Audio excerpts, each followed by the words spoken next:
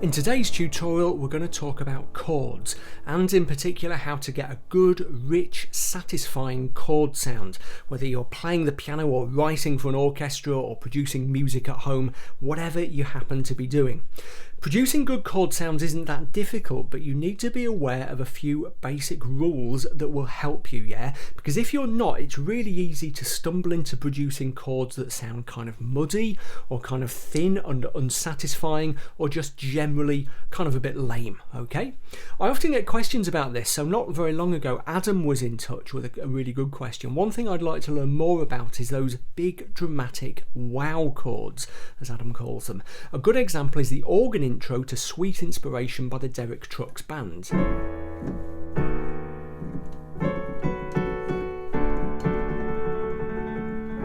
Just something kind of like that. You have great taste in music, by the way, Adam. Anyway, Adam goes on, if you ever fancy doing a video on how best to voice those chords and progressions that build drama and tension, that would be very cool indeed. So that's what we're going to look at today. In particular, we're going to think about three really important factors that underlie good chord writing and playing. Those are voicing, inversion and extension. You might have heard those terms before, you might be familiar with some of them, but we're going to kind of look at how they interact with one another. I should say that if you're just getting into chords, or maybe you have a bit of knowledge and you're trying to develop it, you'll probably really like my books. How to Really Play the Piano, the Stuff Your Teacher Never Taught You, 7 Studies in Pop Piano and an Introduction to Cocktail Piano. Right now the ebook versions of those three are on offer. I have a bundle deal whereby you can get all 3 PDFs for just £18.95, which is a 30% saving on what you would pay if you bought them separately. Also, if you've already got one of them, you can still get a discount on the other 2. Yeah, just head over to billspianopages.com/bundle to find out more.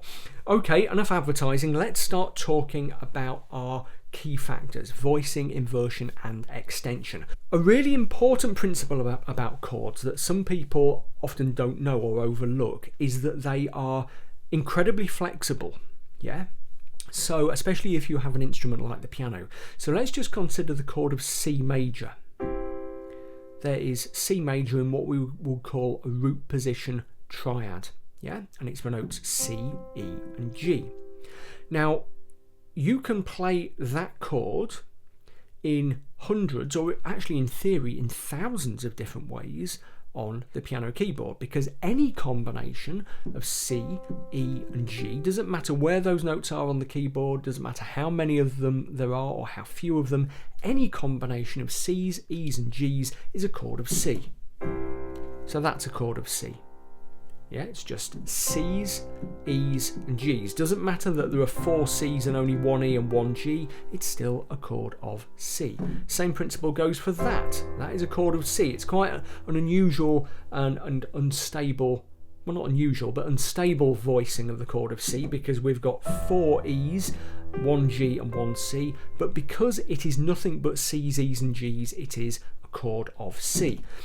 As soon as we add just one other note, then the chord changes its identity. If, for example, we just dropped in a single A, then it becomes C6 or A minor 7 in a particular voicing, but you know that's a detail.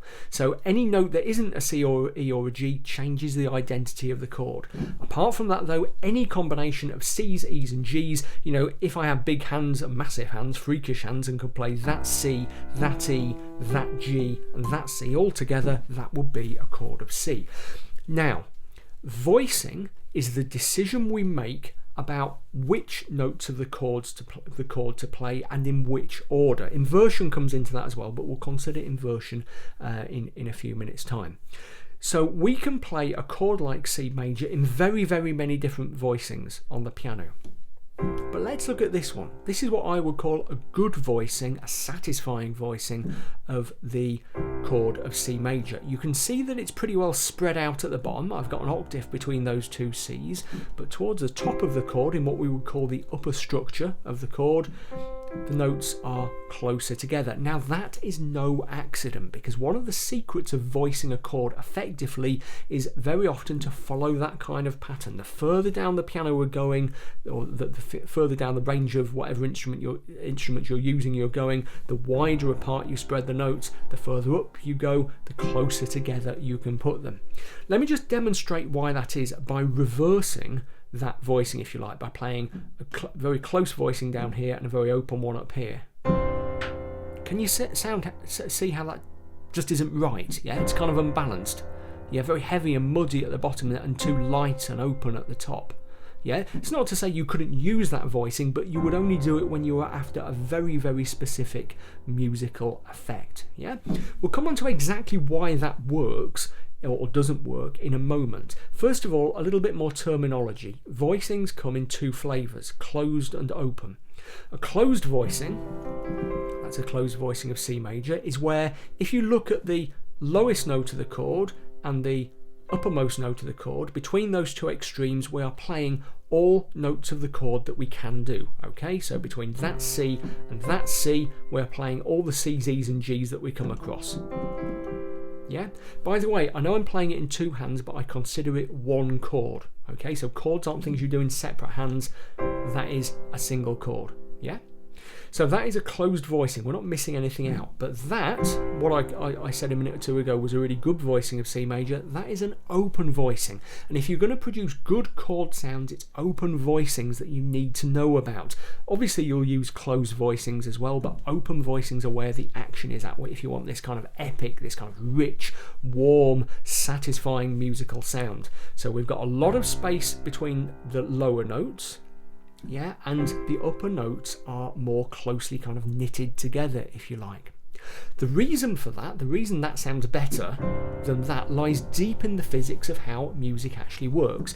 If you think of a note on the piano, like that C, inside a real piano, and a digital piano models these things, there will be 2 or 3 strings that hammer is hitting to produce that note. But when you hit the string, or any natural object, it doesn't just produce one vibration that produces one frequency, that produces one sound wave, that produces one note. It actually produces a whole set of vibrations. Yeah. So if we hit the string that produces the note C there, we will set up a vibration that creates that note, and that will be the strongest vibration, and therefore our brain perceives that as the main note.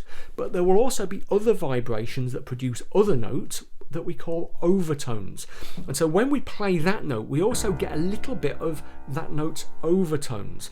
And overtones always come in a very regular pattern, following what we call the harmonic series. So when we hit that C, we mostly get that C, but we also get a little bit of that C, and that G, that C, then E, G, B flat, going up and up and up. Yeah, that's not quite the absolutely natural harmonic series, because of the way pianos are tuned and equal temperament and all that, but we won't go into that. That's essentially how it works. Now, in practical terms, if you compare that note to that note, then not only is that one higher, but it has a very different kind of quality to it. This one is kind of rich and full, and that one is kind of clear and pure. And the reason for that is that when we play that one, we can hear all of the overtones. They're strong overtones. Okay, so we're not just getting that note. In some senses, we are getting a chord. We're hearing that note plus a bunch of overtones. When we play that note, because it's much higher, the overtones, first of all, are weaker and quieter, but lots of them are also going out of our audible range. Yeah, your dog can hear it, but you can't. So down here, rich and full. Up here, clear and pure. Now, translate that into chords. If we play a closed voicing C major down here, every single one of those notes is producing a ton of audible overtones, and that's why it sounds kind of muddy. And if you were playing a piano that was even slightly out of tune, it would sound muddier still. All those overtones are fighting with each other. Let's play a closed voicing C major as far down the piano as we can. Yeah, you can barely, I know I'm out of shot there by the way, but you can barely identify that as a major chord, yeah, because there are so many overtones making it so muddy. If we go to the other end of the piano and play a C major up here, it's much, much clearer. Yeah, way clearer, and that's because all those overtones aren't getting in the way. Now, we don't want to be playing the piano up here all the time. It's a nice effect sometimes, you know. You know, we finish a piece and it's a really nice ending, but we don't want to play there all the time. If we want to produce satisfying sounding chords in this kind of mid-range, and if we want to use the bass, then we have to understand these really important principles. That's the why a good voicing is the way it is. Spaced out at the bottom so we don't have tons of audible overtones, but we've still got a bass sound there, and tighter at the top, because once we get to this kind of area of the piano, then all those overtones fighting with each other become less of a problem. Yeah, so the overtones get less and less noticeable the further up we get. If you're on a digital or a perfectly tuned piano, you can start spacing your notes quite tightly in the octave below middle C. Okay, if things are a bit muddy or a little bit out of tune, it really varies by piano, then above middle C is usually safe ground. Okay, so the first step to creating that really good chord sound, that wow sound, if you like, is getting the voicing right. Let's just try a mini chord progression of F, B flat, C, and F. If I play it too low, F, B flat, C, and F, that's just way too crunchy, yeah? I could try really spacing it out. F, I know I'm out of shot, B flat, C, F. That doesn't sound right either, there's kind of a big hole in the middle. We might use that kind of effect sometimes, but not every day. What I'm going for is a good sound in the mid-range, F, B flat, C, and F. Notice another important thing, and here this is where we come on to chord progression. What beginners often do when they first learn chords is do this, F, B flat, C, and play all of the chords in root position. We'll come on to that in a second. What I'm doing is making sure my chords interlock nicely in their upper structures. Okay, F, B flat, C, F. So the shapes that I'm choosing there are much more natural and organic, kind of conservative in the movement. Sometimes you have to jump around, and sometimes it's cool to jump around, but a lot of the time when you're writing chords, make sure they kind of interlock with each other as much as you can. That's how you're going to get that natural sound to a chord progression. Let's move on to talking about inversion, because that really matters as well. When I was playing that particular progression, every time I played each one of those chords, I was playing it in what we would call a root position voicing. And by that, I mean every single chord had the note it was named after, its root, okay, as its bass note, as its lowest note, as the lowest note in the chord. Okay, so F with F in the bass, B flat with B flat in the bass, C with C in the bass, back to F with F in the bass. But you don't have to do that. You can use other notes of the chord as the lowest note to produce what we would call inverted voicings. So when I played that little bit of that tiny little bit of the intro to Sweet Inspiration that Adam was mentioning right at the start, I started off, it's in the key of A, with A but with an E in the bass. Yeah, that's a wow chord, if nothing is, yeah. And then that B7 with the D sharp, not a B in the bass, but a D sharp, and then down to D with a D in the bass. And those are inverted voicings. Let's just figure out what inversions are. There is a C major chord, a triad. That's in what we call root position, yeah, because it's got the note, the name that the chord is named after as the lowest note. But if we take that note and put it up there and play the chord in that shape, that's what we call a first inversion voicing. Yeah, it's got the third note of the chord, the E in the bass, 1, 2, 3. Okay, if we move it up again, it's still C, E, G, but this time we're playing it in a second inversion voicing with the G, the fifth note of the chord, in the bass. If we go up again, we're back to a root position voicing of the chord.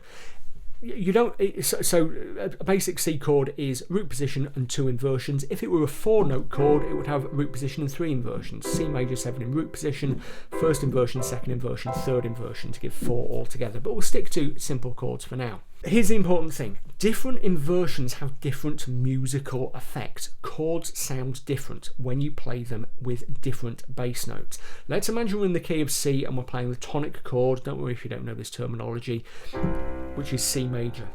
There is C major with a C in the bass, and it sounds kind of settled, yeah? That's home, we're not going anywhere. C with an E in the bass, even though it's still the tonic chord, it's still the home chord of the key, it kind of sounds like it wants to go somewhere. There's just that tiny bit of instability. Maybe it wants to go there, yeah? But having the first inversion voicing changes the character of the chord.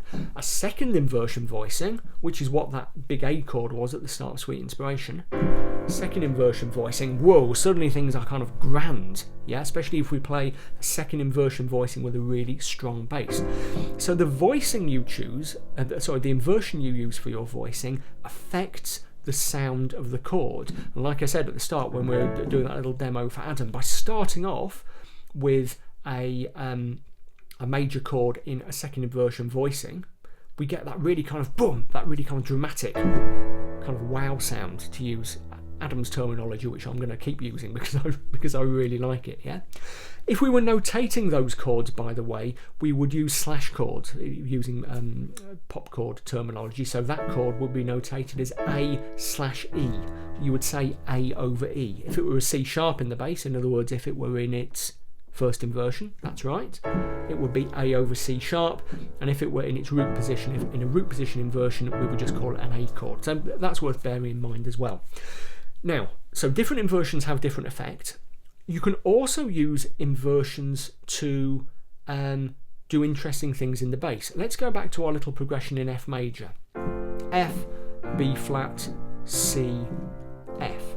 My bass is really jumping around there. How can I get a more satisfying bass line by playing around with inversions? How about I do this?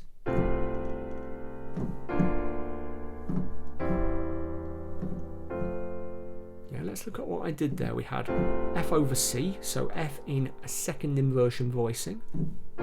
B flat over D, so B flat in a first inversion voicing.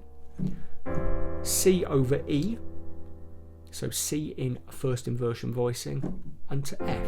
And that choosing and messing around with those inversions gives me a much more natural kind of sound. You know, it's really kind of satisfying. And if you listen to experienced writers and composers who get those, here's that term again, those wow chords, often that's what they're doing. They're not just playing a big, fat, rich, well-spaced, well-voiced chord. They're using the inversion to change the chord's character. Now, what I suggest you do with inversions is go to the piano and play around with them. There are rules that you can learn about inversions. What classical musicians would call the doubling rules, and if you are, for example, playing around writing orchestral stuff on your computer, writing string arrangements and stuff like that, it's really worth knowing about the doubling rules. That's a very big rabbit hole to go into now. However, be aware of those rules. So many people who are producing music in their back bedrooms aren't aware of, in fact, quite a lot of people who are writing music in quite big ways, actually, for TV and film and stuff, we won't mention any names, apparently aren't aware of some of those really important rules. And rules sounds kind of a bit Nazi, but the rules are there to help you produce a good sound. So if you're interested in chords, by all means dig into the doubling rules, the voice leading rules, things like that, because they will help you to produce richer sounds still. If all you're doing is playing the piano, not such a big deal, because you can just use your ears and listen to the effects that different voicings and inversions have. That's certainly what I did when I was a kid learning this stuff.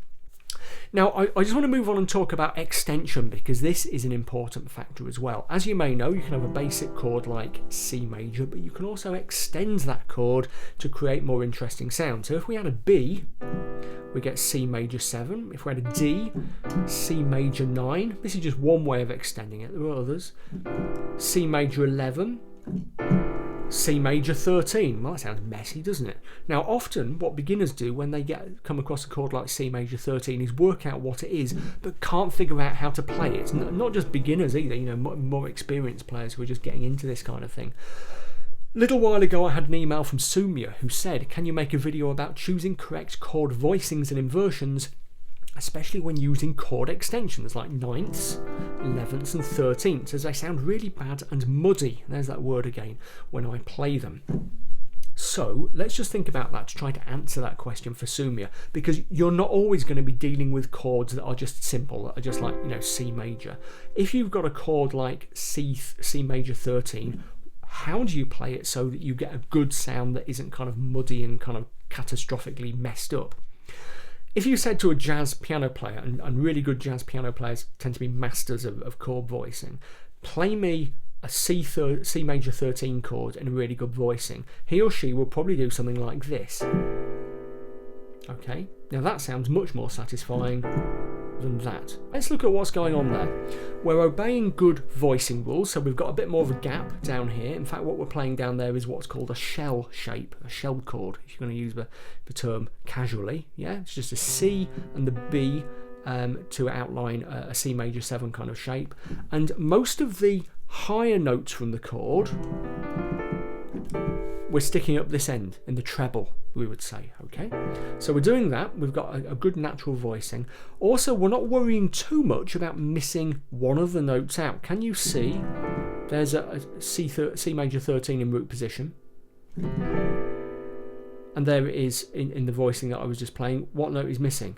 That's right, it's F. Yeah, doesn't matter that it's missed out. That chord still has the character and the function of a C major 13 chord. Let's try another one. Let's try a D7 sharp 9. Okay, so that's a D9 chord, D7 plus a 9th. I'm going to sharpen the 9th, so we've got that kind of lovely jazzy sound with the F sharp and the F natural. A good voicing of that would be something like this. Okay, so again, we're obeying our good voicing rules, spreading things out at the bottom, and our kind of crunchy notes, our colour notes, are closer to the top. If we wanted, we could put the F and the F sharp together, but that would be a really, you would sometimes do that, but that would be really kind of noticeable and jarring. So very often, if you've got heavily extended chords, you still need to stick to the rules of good voicing and good inversion. Heavily extended chords are generally much safer in root position voicings, by the way. Yeah? Once you take a chord like C major 9 and put an E in the bass, it starts to sound like E minor 7. So just be aware of things like that. But those rules of voicing, spreading things out down the bottom and tighter together up the top, make all the difference. And often you just have to kind of experiment and think and be a little bit judicious about the way you play your chords. And like I said, if you've got a heavily extended chord like C major 13, don't worry too much about missing notes out. So there we go. That was kind of a whistle-stop tour of this stuff. The way to get your head around it is not to rush off and try and learn loads of theory, okay? So many adult learners, especially I know that I come across, think that they have to memorise all the theory first and then try and apply it on the piano keyboard. Far, far better to park yourself at the piano and just play around and use your ears and judge. And if you kind of... when I say judge, don't judge yourself. Don't say, oh, that sounds terrible, I mustn't do that. Just kind of analyse how different things sound, yeah? Because if you stop kind of being scared of the rules of music theory and worrying about what's right and what's wrong, then just using your ear, using your sense as a kind of musical being, should tell you that that is a better sound than that. Yeah, you don't even need to know the physics behind it. Yeah, so get yourself to the piano, sit, listen, see what you can do. If you have any questions, stick them in the comment thread right underneath this video. And if you've enjoyed this, don't forget to like and also subscribe to my channel if you haven't subscribed already. Just hit the little bell notification icon to make sure you get updated when I release new stuff. That's about it. I really hope you enjoyed it. If you are new around here, I've got loads of stuff on my channel. There's a huge amount of videos nowadays. I've been doing this for 10 years. There are lots of them. Don't forget to check out my books. Either thousands of people have bought them and seem to really like them, so that's cool. And there's that bundle deal running at the moment, billspianopages.com/bundle. Also, please do check out my Patreon crowdfunder at patreon.com/BillHilton. It doesn't cost much to support me on Patreon, but you get to join, first of all, a fantastic friendly community, but you get loads of kind of benefits like my access to my piano packs, which people really like, and kind of priority support and things like that. So check that out at patreon.com/BillHilton. Okay, that's it. There's snow on the ground outside. I'm going to go outside and build a snowman with my little boy because I promised I'll do that, and I will see you next time.